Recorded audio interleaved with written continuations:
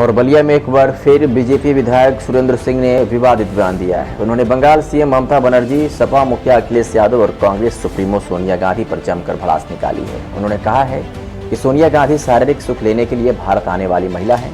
सुरेंद्र सिंह ने कहा कि कांग्रेस की मुखिया नेता सोनिया के अंदर भारतीय संस्कृति नहीं है, तो शरीर सुख सुविधा के लिए भारत की धरती पर आने वाली महिला है, जो परोक्ष रूप से भारत की राजनीति की ऐसी निर्जीव पार्टी की अध्यक्ष हो गई जिसका भारत दंश झेल रहा है। उनका उद्देश्य भारत को बनाना नहीं, कमजोर करना है। चाहे सोनिया जी हो, चाहे राहुल जी हो, उन लोगों का संस्कार ही भारतीय नहीं है। तो जिस नेता का संस्कार ही भारतीय नहीं है, उसके चिंतन से, उसके चरित्र से, उसके व्यवहार से भारत का भला होने वाला नहीं है। वहीं पश्चिम बंगाल के मुख्यमंत्री ममता बनर्जी को लंकिनी कहते हुए कहा कि गुंडई के बल पर ममता बनर्जी चुनाव जीत गई, पर अब लगता है कि प्रजातंत्र में दल ने राजनीतिक सेना बनानी पड़ेगी और जिसकी सेना कमजोर होगी वो प्रजातंत्र पर हावी नहीं हो पाएगा। अब कार्यकर्ता नहीं, राजनीतिक सेना के रूप में कार्यकर्ताओं को काम करना पड़ेगा, तभी रोहिंग्या और मुस्लिम आक्रांताओं को जवाब भारत की धरती पर दिया जा सकता है। उन्होंने कहा कि लंका फतह होगा और लंकिनी मारी जाएगी।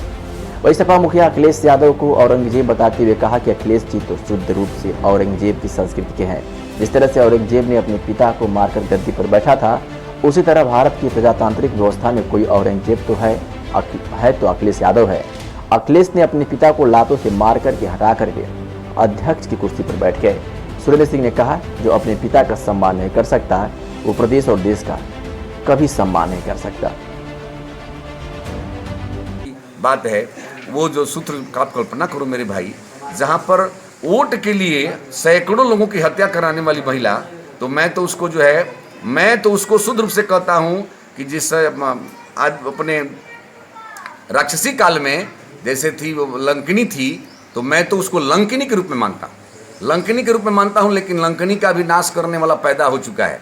मोदी जी और जोगी जी के साधारण, मोदी राम है तो जोगी हनुमान है, जोगी जी हनुमान है तो राम और हनुमान की जोड़ी सदाचारियों का, व्यापारियों का, नौजवानों का, पूज्य लोगों का सम्मान करने के लिए भारत की धरती पर पैदा हो चुके हैं। और न ममता बनर्जी जैसे राजनीतिक लंकिनी का चलने वाला है। ठीक है, उस समय है वो जो हम विदेशी मुस्लिम जो है कुछ आकर के बस गए हैं, उनके वोट के बल पर, गुंडई के बल पर चुनाव जीत गई है।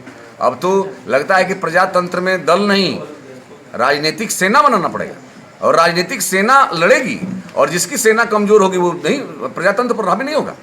मैं तो बिल्कुल मैं कह रहा हूँ कि अब कोई चाहेगा कि केवल डिजिटल व्यवस्था से कोई कर ले। मैं तो ममता बनर्जी, बंगाल के चुनाव के बाद से मेरे दिमाग में बात आ रही है कि अब कार्यकर्ता ही नहीं, और राजनीतिक सेना के रूप में कार्यकर्ताओं को काम करना पड़ेगा। तब जो है रोहिंग्या और मुस्लिम आक्रांताओं का जवाब भारत की धरती पर दिया जा सकता है।